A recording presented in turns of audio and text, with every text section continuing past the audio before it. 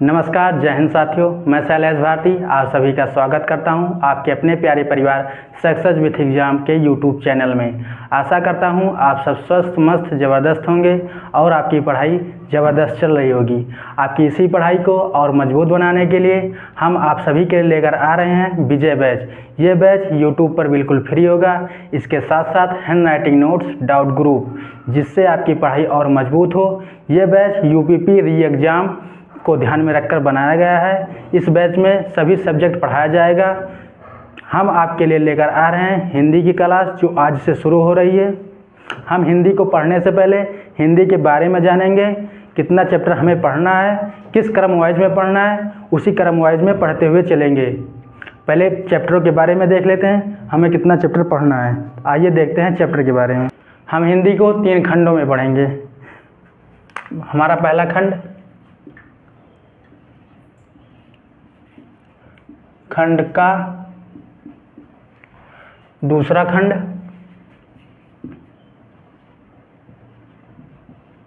दूसरा खंड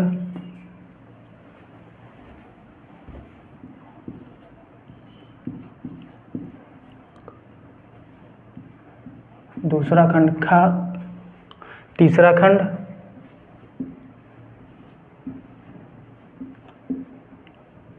गा। खंड का में क्या क्या होगा, खंड खा में क्या क्या होगा, खंड गा में क्या क्या होगा, वो देखें। खंड का में हमारा होगा वर्णमाला,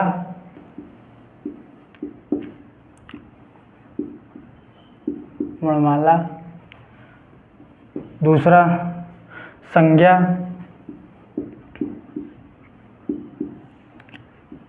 तीसरा सर्वनाम,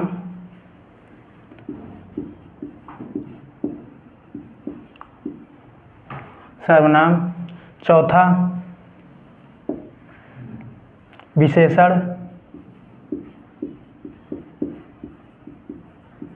विशेषण। पांचवा क्रिया, क्रिया।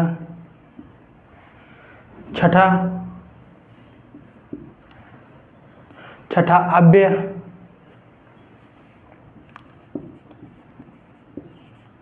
अव्यय।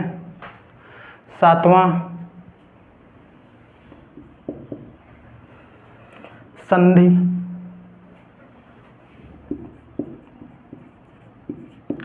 संधि। आठवां समास,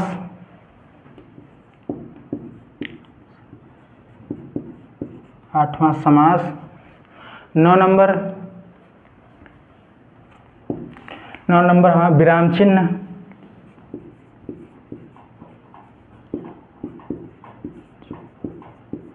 विराम चिन्ह। 10 नंबर हमारा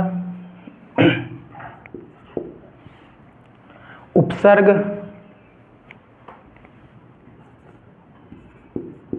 उपसर्ग। 11 नंबर प्रत्यय,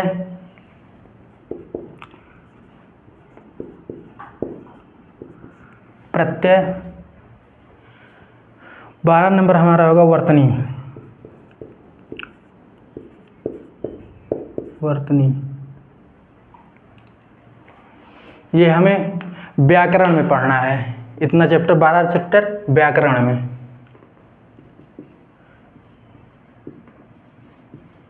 व्याकरण में खंड खा में क्या क्या पढ़ना है, इसमें रहेगा शब्द वाक्य, शब्द वाक्य, शब्द वाक्य, शब्द वाक्य रहेगा। पहला क्या रहेगा, पहला हमारा रस छंद अलंकार, रस छंद अलंकार, अलंकार। दूसरा होगा वाक्य, वाक्य। तीसरा होगा वाक्य शुद्धि,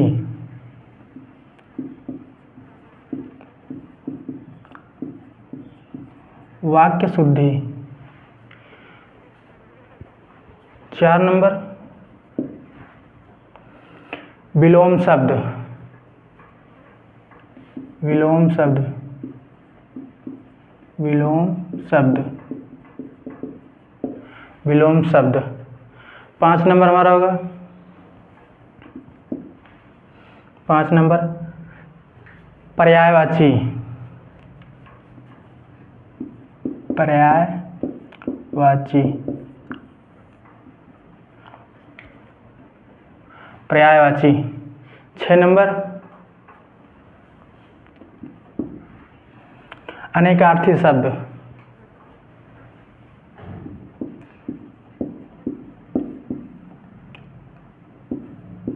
अनेकार्थी शब्द। अनेकार्थी शब्द। 7 नंबर हमारा मुहावरे व लोकोक्तियाँ।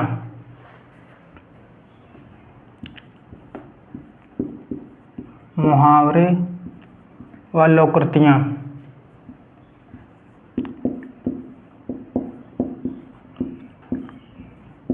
लोकोक्तियाँ। 8 नंबर हमारा होगा अपठित गद्यांश। अपठित गद्यांश। अपठित गद्यांश। 9 नंबर हमारा होगा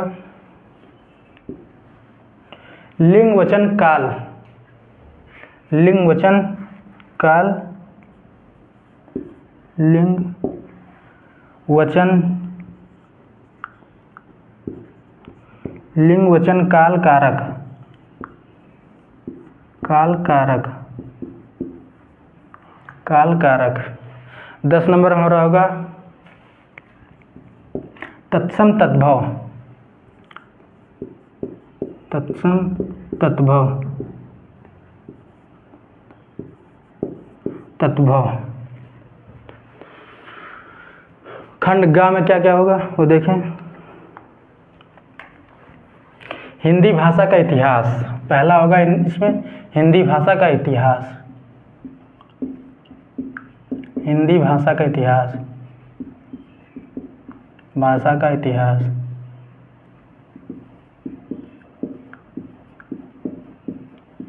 हिंदी भाषा का इतिहास।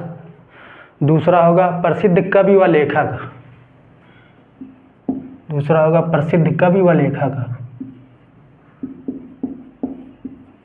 प्रसिद्ध कवि व लेखक। प्रसिद्ध कवि व लेखक। और तीसरा होगा प्रसिद्ध पुस्तकें।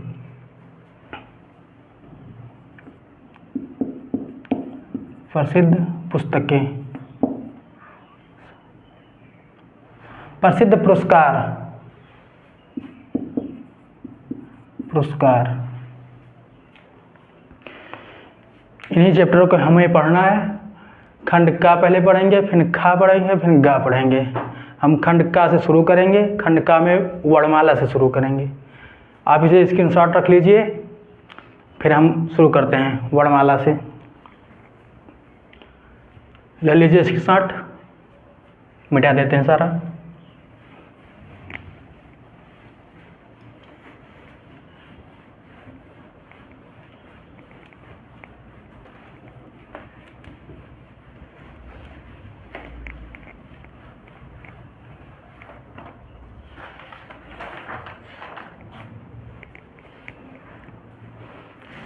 हमारा पहला होगा वर्णमाला।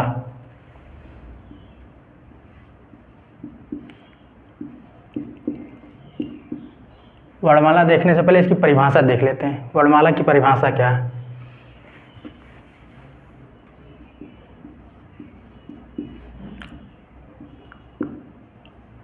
वर्णमाला की परिभाषा।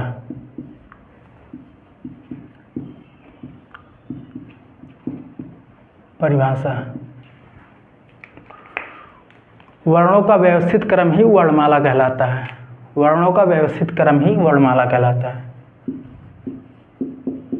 वर्णों का व्यवस्थित क्रम ही व्यवस्थित,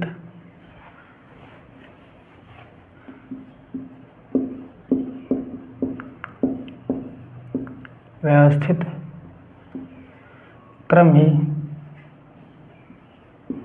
ही वर्णमाला कहलाता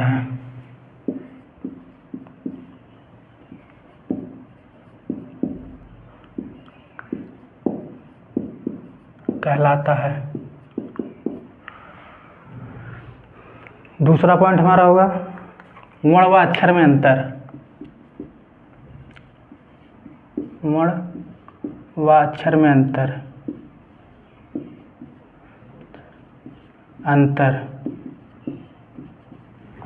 वर्ण व अक्षर में अंतर देखने से पहले वर्ण के बारे में देखेंगे, फिर अक्षर के बारे में देखेंगे। पहले वर्ण देख लेते हैं।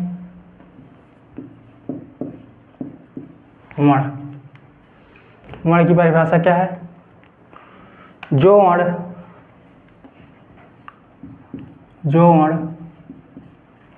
मुख से निकले और उसे लिखित रूप दे दिया जाए उसे वर्ण कहते हैं। जो वर्ण मुख से निकले,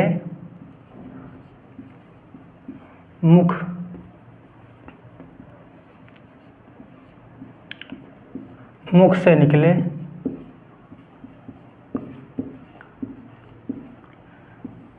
और उसे, जो वर्ण मुख से निकले और उसे लिखित रूप दे दिया जाए,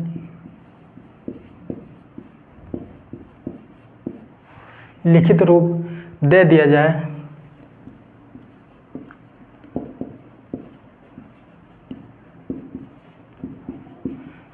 जाए उसे वर्ण कहते हैं। उसे वर्ण कहते हैं।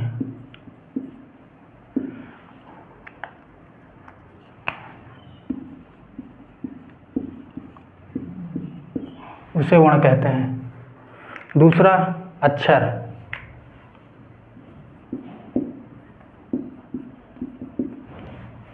अक्षर क्या है? जो वर्ण मुख से निकले और आकाश में लुप्त हो जाए उसे अक्षर कहते हैं, जो दिखाई न दें। जो वर्ण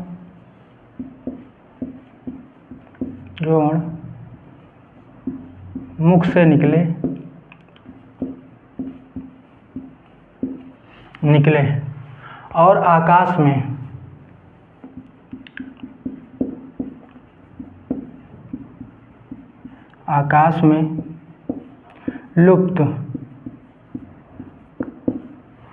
और आकाश में लुप्त हो जाएं उसे अक्षर कहते हैं।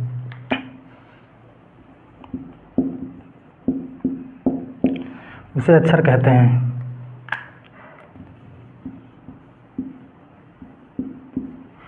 अक्षर कहते हैं। आगे हमारा तीसरा पॉइंट। अब पॉइंट टू पॉइंट पढ़ेंगे। पॉइंट पढ़ेंगे। भाषा की सबसे छोटी इकाई।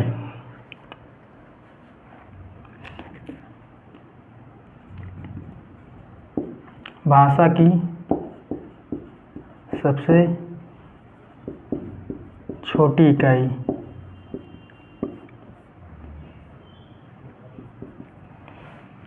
भाषा की सबसे छोटी इकाई क्या है? आप बताइए।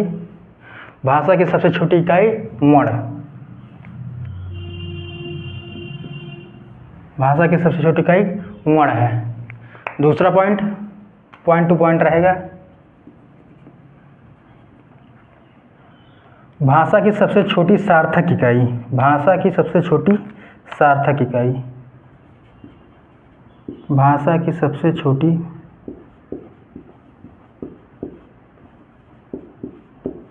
सार्थक इकाई।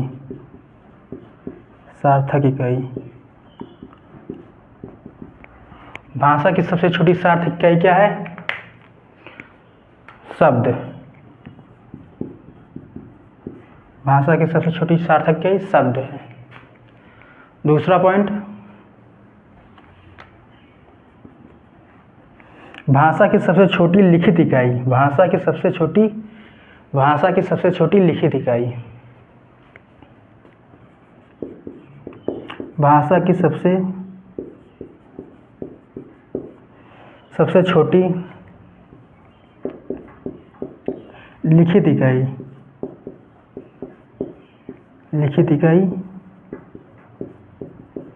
आप बताइए भाषा की सबसे छोटी लिखित इकाई क्या है? वर्ण।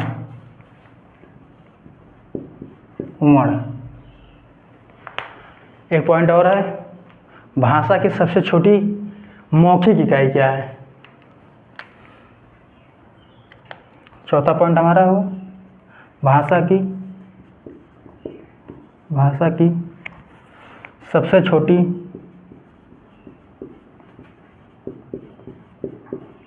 मौखिक इकाई,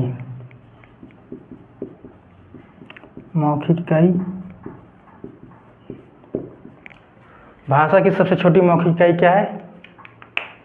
शब्द, ध्वनि। भाषा की सबसे छोटी मौखिक इकाई ध्वनि।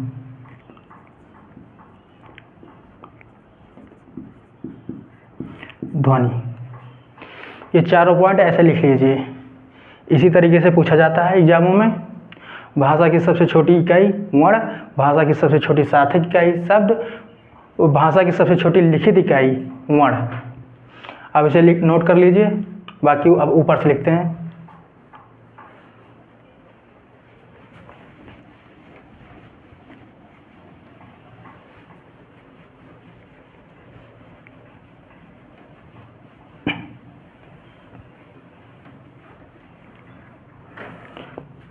अब देखेंगे वर्ण के भेद। वर्ण के भेद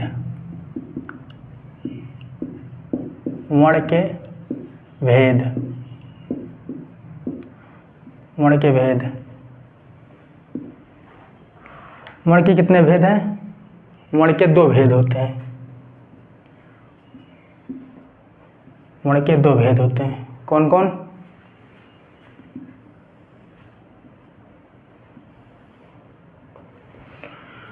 दो भेद कौन कौन से हैं? एक स्वर है, एक व्यंजन है। एक स्वर, दूसरा व्यंजन।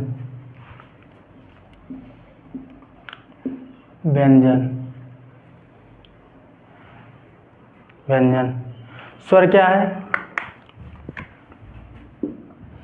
जो वर्ण स्वतंत्र रूप से बोले जाएं वो स्वर होते हैं। जो वर्ण स्वतंत्र रूप से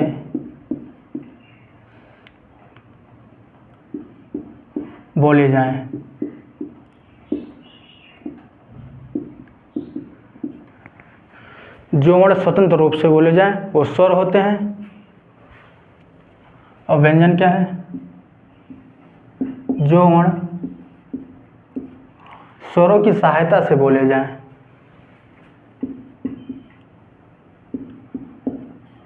स्वरों की सहायता से बोले जाएं।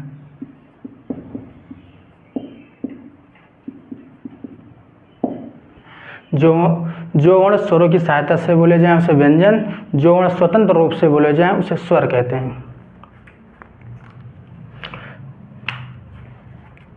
स्वर कौन कौन से हैं? आ, ई, उ, री, ए, ऐ, ओ, आओ। यही हमारे 11 स्वर होते हैं। व्यंजन किस प्रकार बनते हैं वो देखेंगे। जैसे का, ख, ग,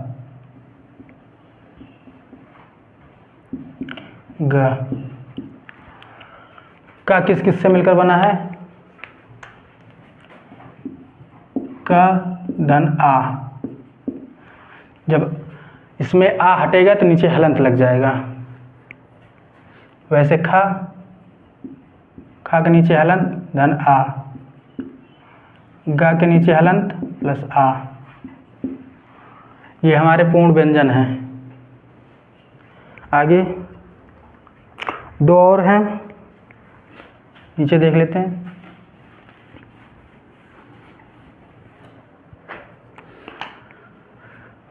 अनुस्वार और विसर्ग, अनुस्वार और विसर्ग, इन दोनों को स्वरों में नहीं लिया जाता, अलग लिखा जाता है। इसे अयोगवाह कहते हैं।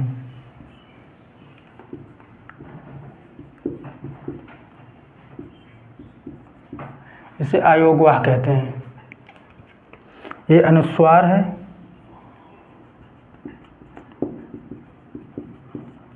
ये विसर्ग है, विसर्ग। लिख लीजिए यहाँ तक। आगे देखें।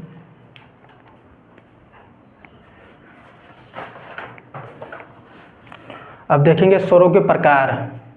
इसके बाद देखेंगे स्वर पढ़े लेंगे, फिर व्यंजन पढ़ेंगे। अब देखेंगे स्वरों के प्रकार। आगे देखें।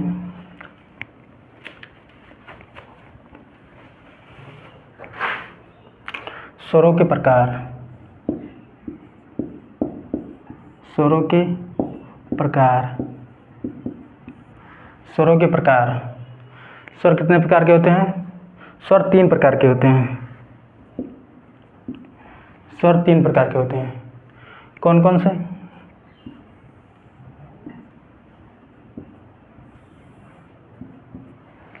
पहला क्या होगा?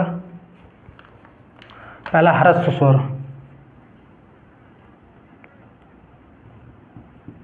ह्रस्व स्वर,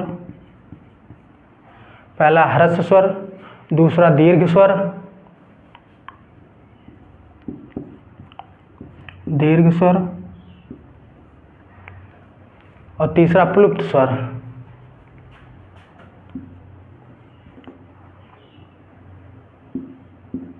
प्लुप्त स्वर, प्लुप्त स्वर। ह्रस्व स्वर क्या है, दीर्घ स्वर क्या है और प्लुप्त स्वर क्या है देखेंगे। ह्रस्व स्वर देखें, परिभाषा देख लेते हैं। जिन स्वरों में को बोलते समय कम समय लगे।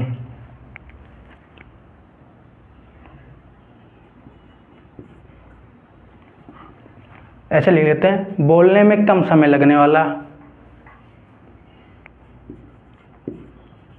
जिन स्वरों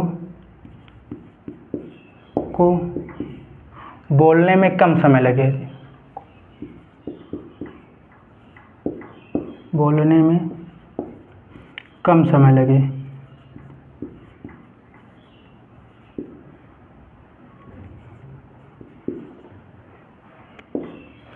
जिन स्वरों को बोलने में कम समय लगे ह्रस्व स्वर कहते हैं। दीर्घ स्वर, जिन स्वरों को बोलने में ह्रस्व से दोगुना समय लगे। जिन स्वरों को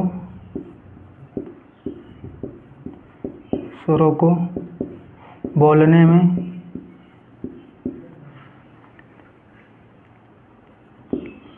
ह्रस्व से ह्रस्व स्वर से दोगुना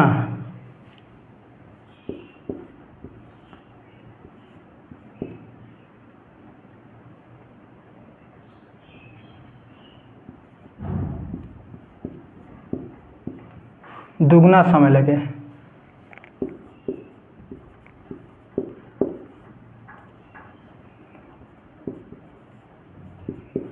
दोगुना समय लगे उसे दीर्घ स्वर कहते हैं। प्लुप्त स्वर, जिन स्वरों को बोलने में ह्रस्व व दीर्घ से 3 गुना समय लगे। जिन स्वरों को बोलने में ह्रस्व से 3 गुना समय लगे।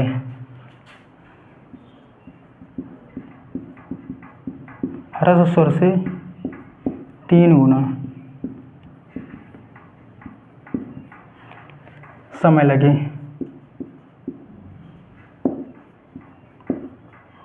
3 गुना समय लगे।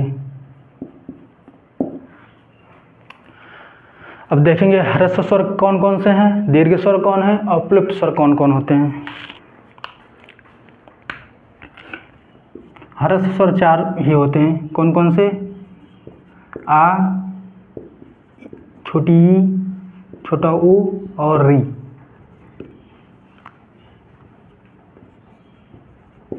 री, इनकी संख्या 4 है। दीर्घ स्वर कौन कौन से हैं,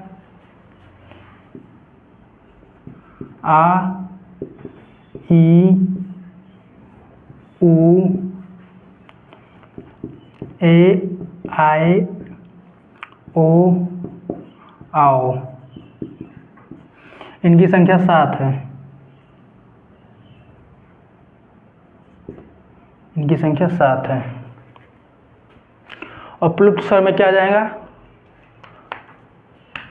प्लुप्त स्वर कैसे बोला जाता है वो देखेंगे। जैसे हो गया राम, राम बोल, जैसे राम को बोल दे खींच ले राम, तो राम जैसे खींचेगा, ये उसका उदाहरण है। जैसे सीता, सीता,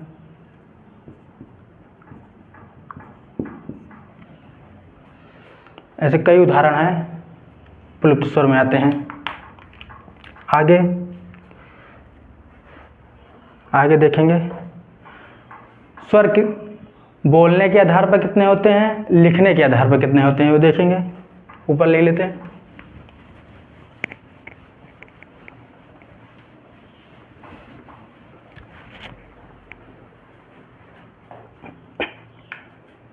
पॉइंट बनाकर लिखेंगे। लिखने के आधार पर स्वर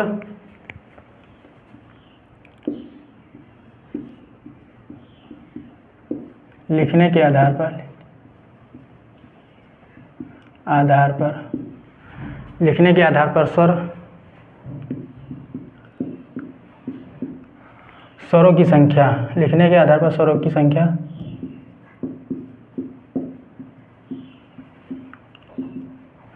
लिखने के आधार पर स्वरों की संख्या 11 है।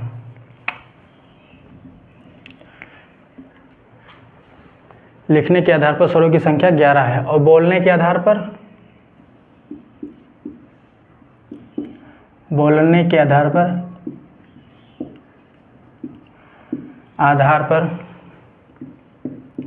स्वरों की संख्या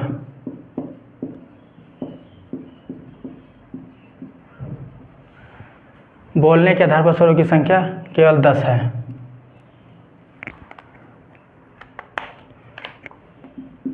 10 है।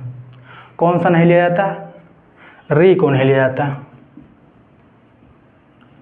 री को, क्योंकि ये जो री है रा की आवाज जाता है, वो व्यंजन में आ जाता है रा, इसीलिए इसे स्वर में नहीं लिया जाता है। लिख देते हैं, री रा की आवाज निकालता है, रा की आवाज निकालता है,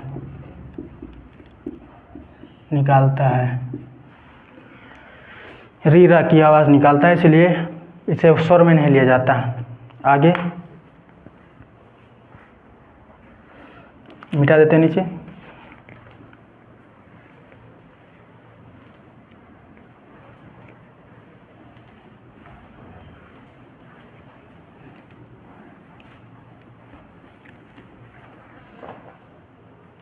अब देखेंगे संयुक्त स्वर कौन कौन से होते हैं और किस प्रकार बनते हैं। संयुक्त स्वर,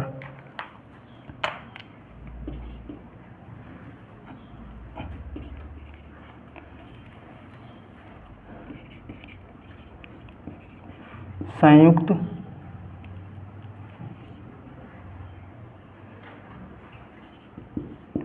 स्वर, संयुक्त स्वर। संयुक्त स्वर कितने होते हैं, संयुक्त स्वर 4 होते हैं।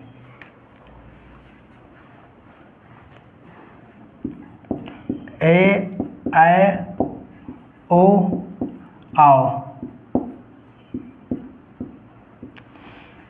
ये संयुक्त स्वर होते हैं। कैसे बनते हैं, ए कैसे बनता है? ए बनता है आ धन ई से, आ धन ई से, आ धन ई मिलता है तब ए बनता है। और आय कैसा बनता है?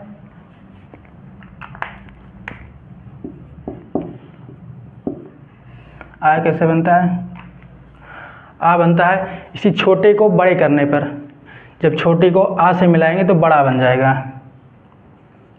आ धन ए, छोटा को जब आ से मिलाएंगे तो बड़ा बन जाता है आय। वैसे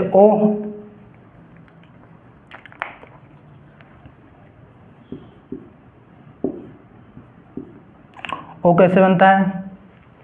ओ बनता है आ धन ऊ से,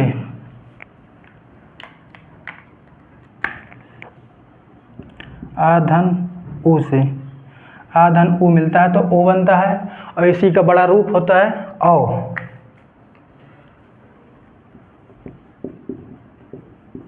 औ कैसे बनता है? जब छोटे के साथ आ मिलता है तो बड़ा बन जाता है, आ धन ओ, इसका बड़ा रूप बन जाता है। इसे संयुक्त स्वर कहते हैं। इनकी संख्या 4 है, संयुक्त स्वर 4 होते हैं।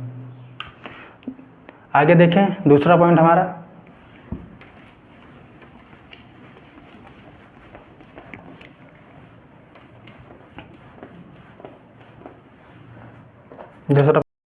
हमारा दूसरा पॉइंट होगा जीभ के आधार पर स्वरों का वर्गीकरण।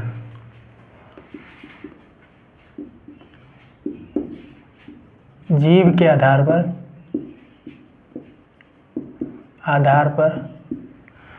स्वरों का वर्गीकरण, स्वरों का वर्गीकरण, स्वरों का वर्गीकरण। जीभ के आधार पर भी 3 प्रकार के होते हैं। कौन कौन से?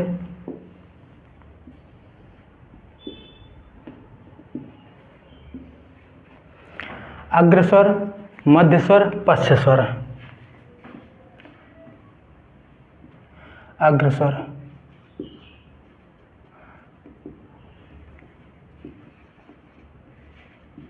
अग्रस्वर, दूसरा मध्यस्वर, मध्यस्वर, और तीसरा हमारा पश्चस्वर।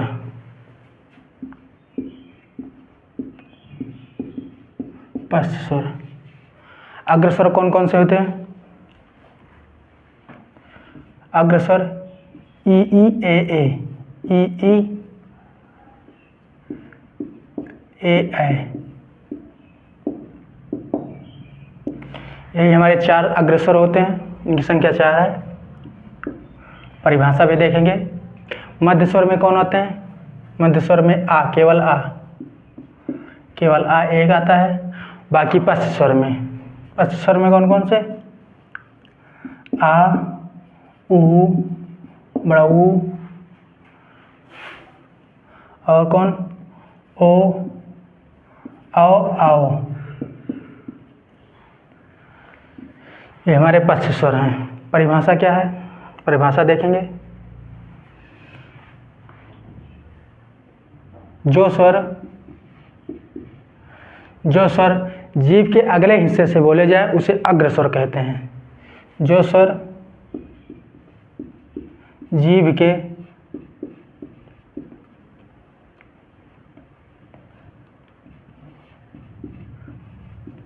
के अगले हिस्से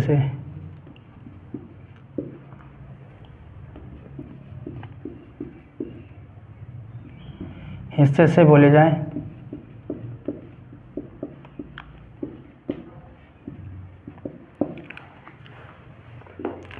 जो स्वर जीभ के अगले हिस्से से बोले जाए उसे अग्रस्वर कहते हैं। दूसरा, जो स्वर जीभ के मध्य भाग से बोले जाए, जो स्वर जीभ के मध्य भाग से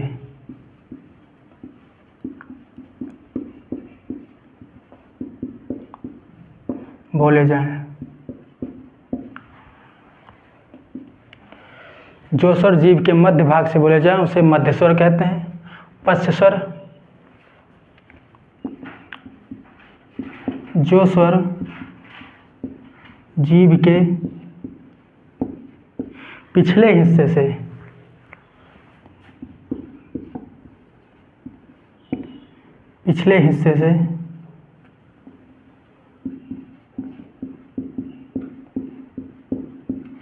से बोले जाएं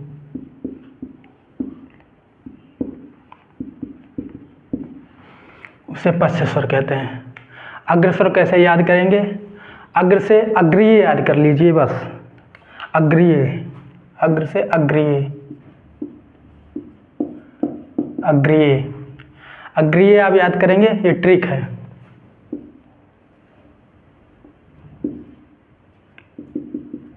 ट्रिक है, अग्रीय याद करिए बस। अग्रीय में मात्रा क्या आ रहा है? छोटी ई का आ रहा है, तो जहाँ छोटी ई है वहीं बड़ी ई होगा।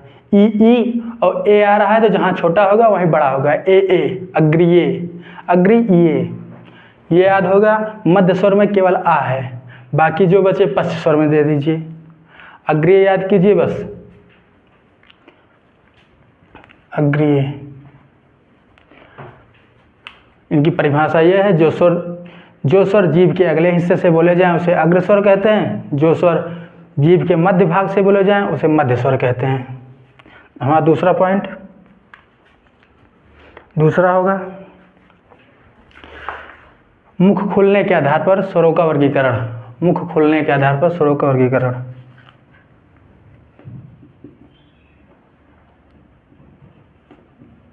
मुख खुलने के आधार पर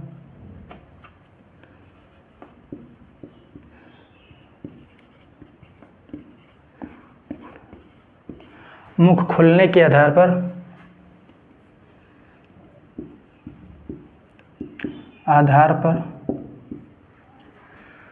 स्वरों का वर्गीकरण।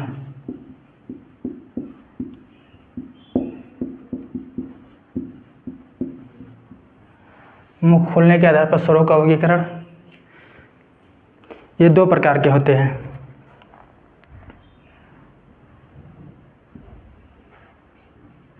कौन कौन से? एक होगा वृत्तमुखी और एक होगा आवृत्तमुखी। एक होगा वृत्तमुखी,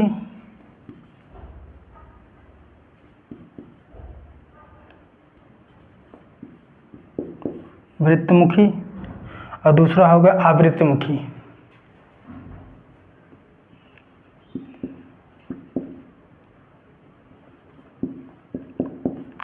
आवृत्तमुखी,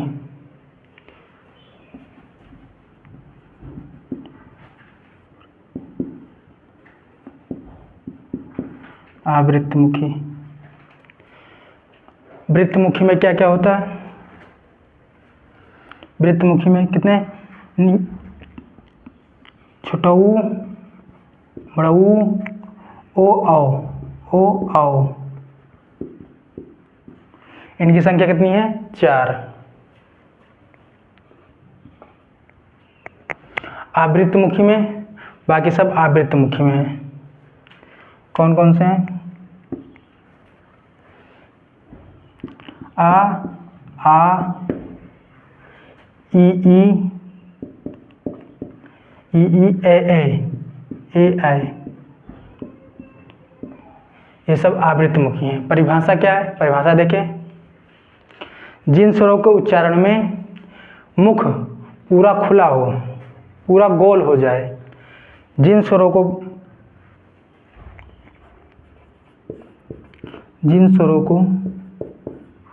बोलते समय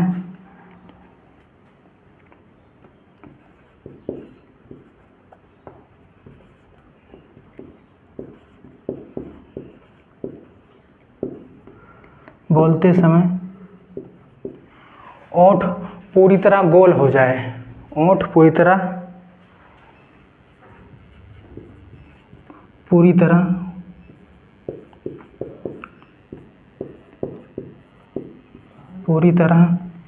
गोलाकार हो जाए, वो वृत्तमुखी होता है। गोलाकार हो जाए,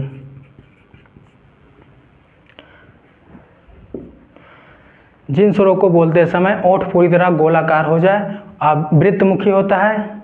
आवृत्तमुखी। जिन स्वरों को बोलते समय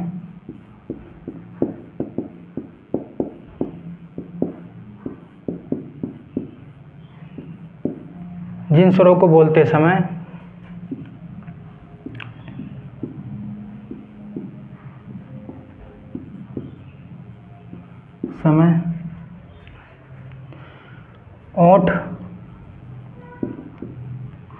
ओंठ गोलाकार ना बने, गोलाकार ना बने।